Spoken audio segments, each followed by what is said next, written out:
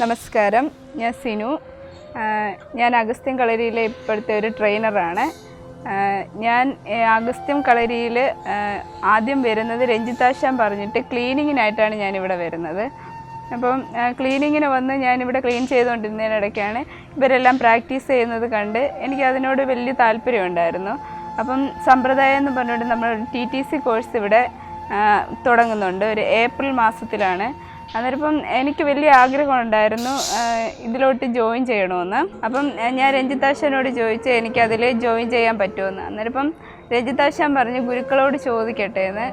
ഗുരുക്കൾ yes പറയുമെന്ന് ഞാൻ ഒരിക്കലും പ്രതീക്ഷിച്ചില്ല. പക്ഷെ അന്നേരം എൻ്റെ മനസ്സിലുണ്ടായ ഫീലെന്ന് പറയുന്നത് വേറെയാണ്. എനിക്ക് ഇത്രയും നല്ലൊരു അവസരം ഞാൻ ഒരിക്കലും പ്രതീക്ഷിച്ചില്ല. ഗുരുക്കൾ ഇത് എനിക്ക് ഇങ്ങനെ ഒരു അവസരം തരുമെന്ന് ഒരിക്കലും പ്രതീക്ഷിക്കാത്ത ഒരു കാര്യമാണ്. ഗുരുക്കൾ യെസ് പറഞ്ഞ് ഞാൻ അതിൽ ജോയിൻ ചെയ്തു.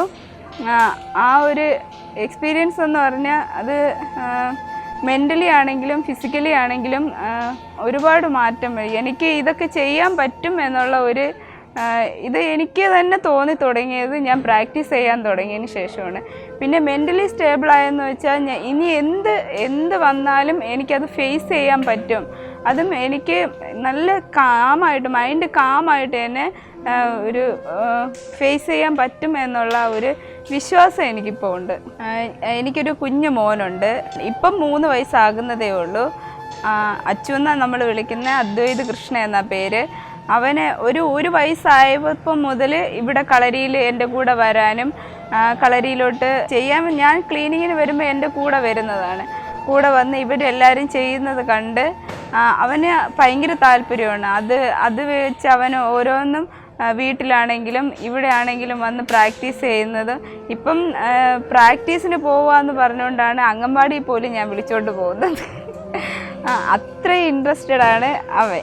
അഗസ്ത്യത്തിൽ എത്തിപ്പെട്ടതാണ് എനിക്ക് എന്ന് പറയുന്ന ഏറ്റവും വലിയ ഒരു ടേണിംഗ് പോയിൻ്റ് എന്ന് പറയുന്നത് അതാണ്. അഗസ്ത്യം ഗുരുക്കൾ, ആശാന്മാർ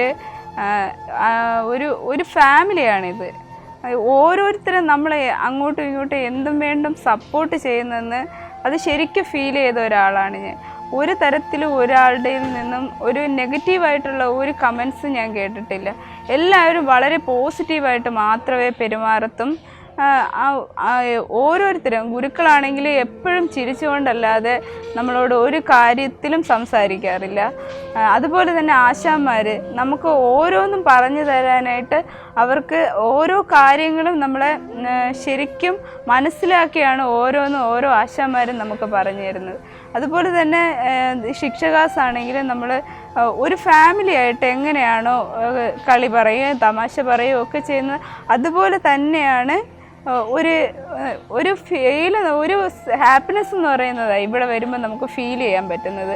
എനിക്കിത്രയും നല്ലൊരു അവസരം തന്ന ഗുരുക്കൾക്കും ആശാന്മാർക്കും ശിക്ഷകാസിനും എന്നെ സപ്പോർട്ട് ചെയ്ത എല്ലാവർക്കും എൻ്റെ മനസ്സ് നിറഞ്ഞ നന്ദി. എനിക്കത് നന്ദി എന്ന് പറയാൻ പറ്റത്തില്ല. അതൊരു ഫീലിങ്സാണ്. ശരിക്കും ഉള്ളിൽ നിന്ന് വരുന്ന എല്ലാവരോടും ഉള്ള ഒരു സ്നേഹം, അത്രയേ ഉള്ളൂ.